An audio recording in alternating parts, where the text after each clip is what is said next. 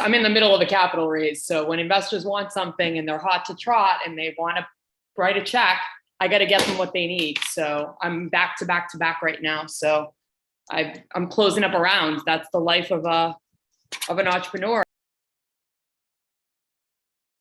I am in a hard spot where 2021, my revenue was 200,000. I've never had enough working capital to get revenue up over $1 million, which is what everybody likes to see in consumer packaged goods brands. You know, they want to see $1 million in revenue, 12-month trailing.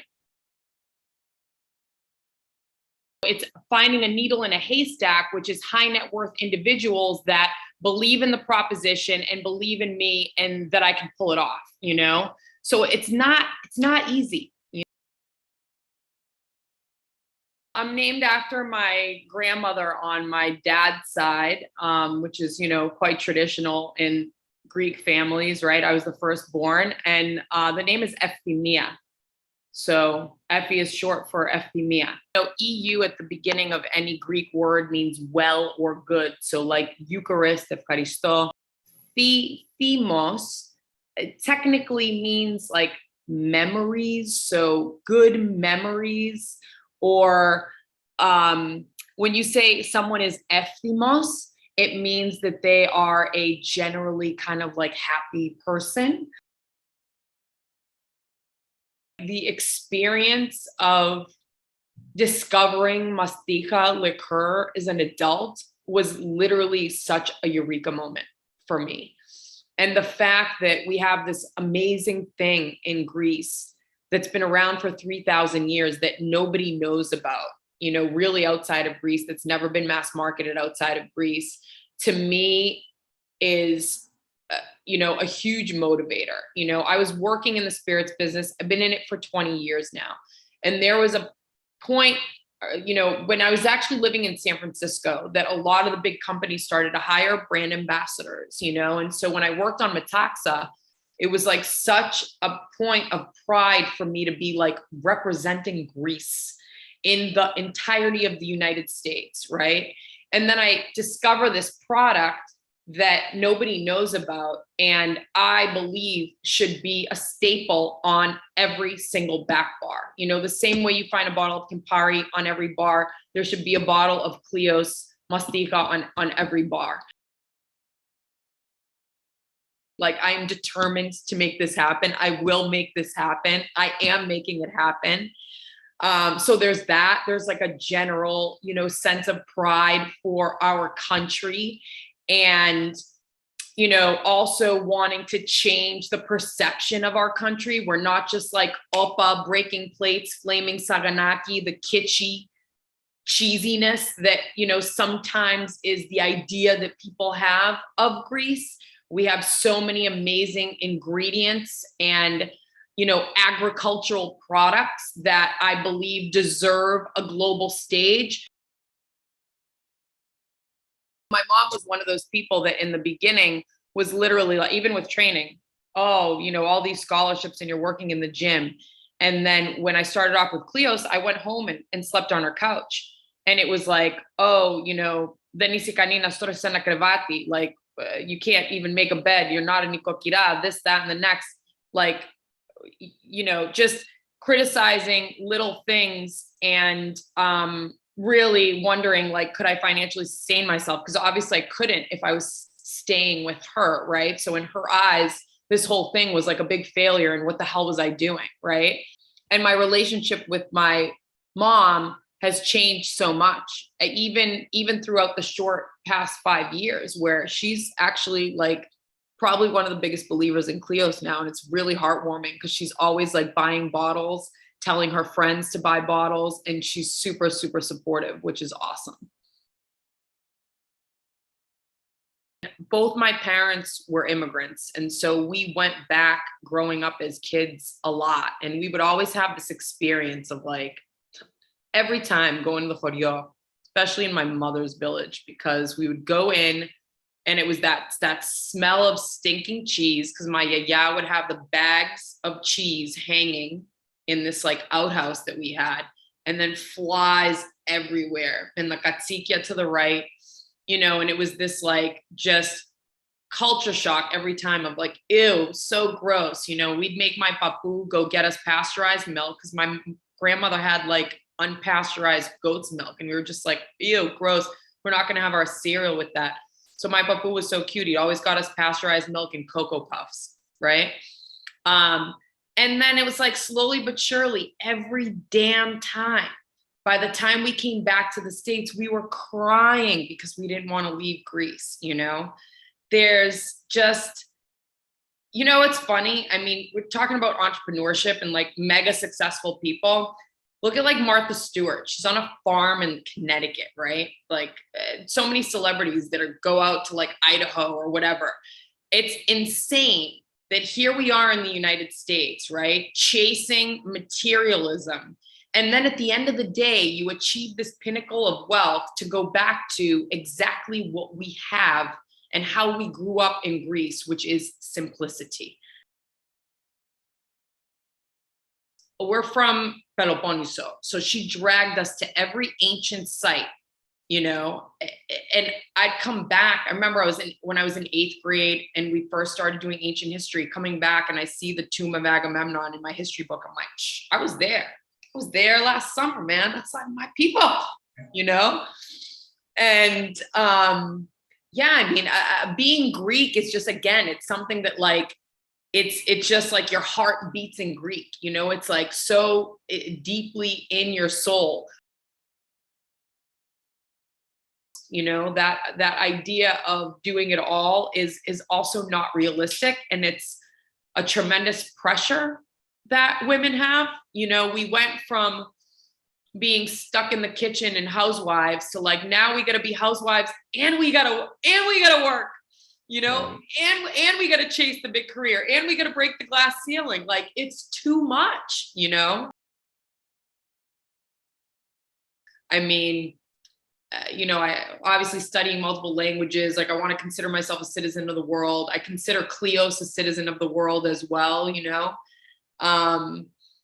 But you know, I think there's so, I mean, look at how many Greek Americans, weren't we talking about this? They like have to go to Greece every summer. Like you don't see anything else because you have to get back there. It's like an addiction. You need that hit every year of getting back to the old country, you know? Every year I say like, all right, go to Spain, go somewhere else. And then I just go back, God damn it, every year. You know? You know, that's exciting to me, right? That's exciting when you start to see, I'm in Tulum, Mexico. 2 of the hottest restaurants in Tulum on that one drag are Meze and then another one called KLEOS. And please believe, and you know this, as Greek people, we go into a place and we're just like, ugh, this isn't Greek, or we want to hate on it. They were excellent, both of them excellent. From the service, the concept, all of it. And I'm like, this is awesome. Mexican people adopting Greek cuisine, and there's a chain of Greek restaurants in Mexico. Love it, you know? And that's what it is. That's what it is. Our products need to be bigger on the global scale, the way that Italy and France is, you know? Louis the 14th created luxury marketing, glass, and culinary. You know, he had the first like high level chef that created these master sauces, right? And was the guy that, you know, promoted like glass blowing. I have a whole book on it because I was a French major in college. And then you have the Italians who are just brilliant marketers, brilliant marketers in terms of fashion, also glass, Murano glass, like all the spirits brands that you see are made by 2 big glass companies. One is called Bruni in Italy, one is called Sabre in France, right? I always say, like, you know, again, put it out there. Italian grappa, this is the stuff that you would throw away. $50 a bottle. Greek tsipuro, state grown, $20 a bottle. Why?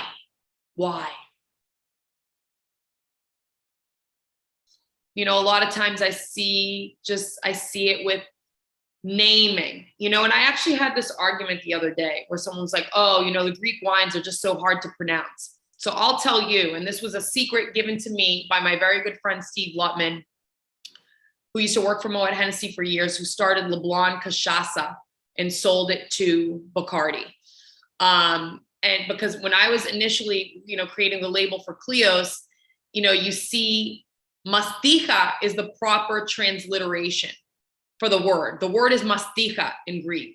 Mi, alpha, sigma, taf, iota, he, alpha. He is ha. That's that soft H.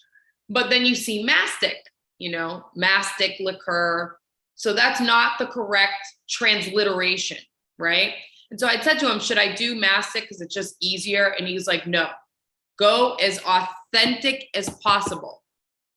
And so, for example, with them, they could have called their product Brazilian rum because Americans see cachaça and usually they say cachaca, you know, they don't pronounce it correctly. And he literally spelled it out with a little cedilla, which is that little thing underneath the C that makes it a soft C and not a hard C. And, you know, they did the little parentheses showing the correct way to pronounce. And it was one of their things, one of their educational points. And they did this brilliant campaign that was legalized cachaça. So they took something that was possibly a negative, meaning a word that was difficult to pronounce, and turned it into a cornerstone of their marketing, which was, this is how you say it. This is how we say it in Brazil. And so I argue this point with Greeks all the time. Oh, ayoditiko, it's so hard to say. I don't care. I don't care. Teach Americans how to say it. Do the parentheses. There's a way to do it. Make a video about it. Do the pronunciation. Create a language lab session on your Instagram. Ayoditiko. Not that hard, guys. You know, not that hard. Teach Americans. We're not supposed to dumb our stuff down for other people. Other people need to step up to our culture. That's the difference. That's the difference. And a lot of Greeks are not willing to, there's, you know, along with, we talk about this generational trauma, along with being under foreign rule for so many years, there's also this kind of, you know, I don't want to say like almost like lack of self-esteem. It's coming out now in the newer generation, right? But when I worked for Metaxa, a lot of times they would think my ideas were kitschy, right? Because, or that they would tell me it's too Greek, right? And I'm like, what do you mean by that? So there's this kind of like thing with Greece where we have xenomania. We're obsessed with other cultures, right? I remember growing up as a kid, they wanted all the Nike, they wanted all the, you know, American brands. Like my cousins, we would bring them stuff over, we'd go to like TJ Maxx or whatever and buy a bunch of cheap stuff because it was so expensive for them over there, right? And so it's really just now that you're starting to see Greek fashion brands come out.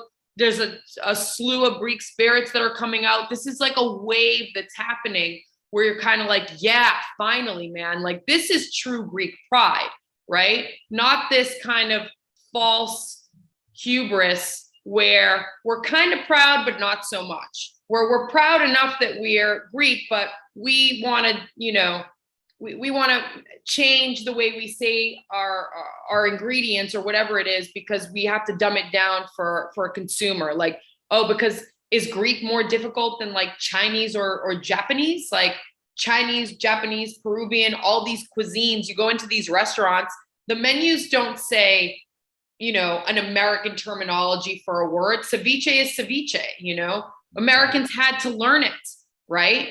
So Americans need to learn, and the global audience needs to learn, you know, what is our authentic culture. It's not a village salad, it's a choryatiki. Learn how to say it. It's not that difficult, you know? And we need to insist upon that, you know, because that is the essence. That is the essence of luxury marketing and true pride is that we don't change or bend or mold to accommodate others. Others need to come and step up to us and what we bring, you know? And the ancient world did it, and now the modern world needs to fall in line and follow suit, you know? So it'll happen. It'll happen. It'll happen. I feel a wave of change. I really do feel a wave of change. And there's also a lot of exciting Greek tech companies out there that are like killing the game, you know? Taxi Beat had like a mega exit. There's a pretty exciting kind of tech investment ecosystem that I see happening in Greece right now as well. So it's also becoming a nice hub for people to work in, because it's like, it's Greece. Who doesn't want to go work remote in Greece? You know, I did a Zoom a week ago with a British guy who's in the music industry that's been parked in Greece for the past 4 years, and he loves it. And he literally said to me, Greece is the future.